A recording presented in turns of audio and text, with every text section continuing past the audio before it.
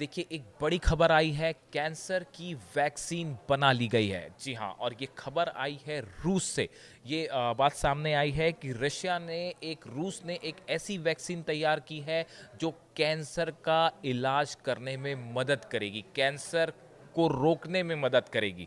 देखिए, ये जो रिपोर्ट सामने आई है, इसमें ये कहा जा रहा है कि जो वैक्सीन डेवलप की है रूस ने, ये कैंसर को का इलाज करने में बेहद कारगर साबित होगी।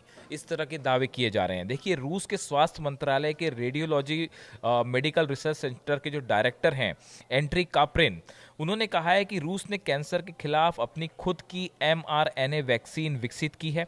और जो गमाटा national research centre for epidemiology हैं एंड माइक्रोबायोलॉजी के जो डायरेक्टर हैं, एलेक्जेंडर गिन्सबर्ग, उन्होंने कहा है कि कैंसर वैक्सीन की प्री क्लिनिकल ट्रायल में बात सामने आई है कि यह कैंसर के विकास और उसके फैलाव को रोकती है।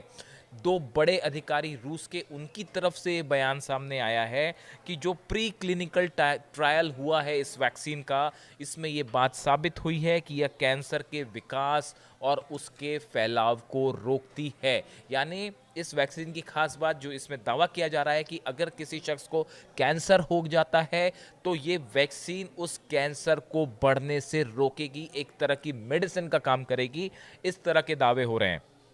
Alexander Ginsberg, director of the Gamaleya Center, confirmed that this groundbreaking vaccine, tailored specifically to genetic profile of individual patients' tumors, will start experimental administration as early as September-October 2025.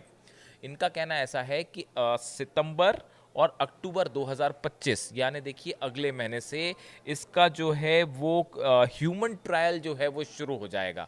यानी मनुष्यों के ऊपर इसका ट्रायल शुरू कर देगा रूस अगले महीने।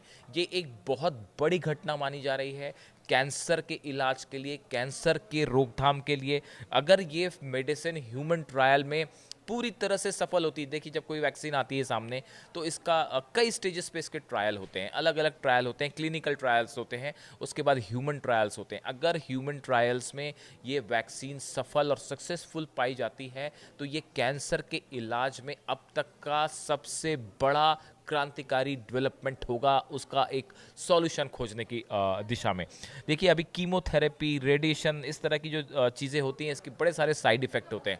इसका बड़ा नुकसान पेशेंट को झेलना पड़ता है। अगर ये वैक्सीन सफल हो जाती है, इसका क्लिनिकल ट्रायल सफल हो जाता है, ह्यूमन ट्रायल सफल हो जाता है, तो ये बड़ा एक ब्रेक थ्रू माना जाएगा। देखिए, अगर हम ICMR की माने तो देश में, हिंदुस्तान में हर साल 1.3 मिलियन से ज़्यादा कैंसर के मामले सामने आते हैं। 1.3 मिलियन, 13 लाख से ज़्यादा मामले जो हैं हर साल सामने आते हैं।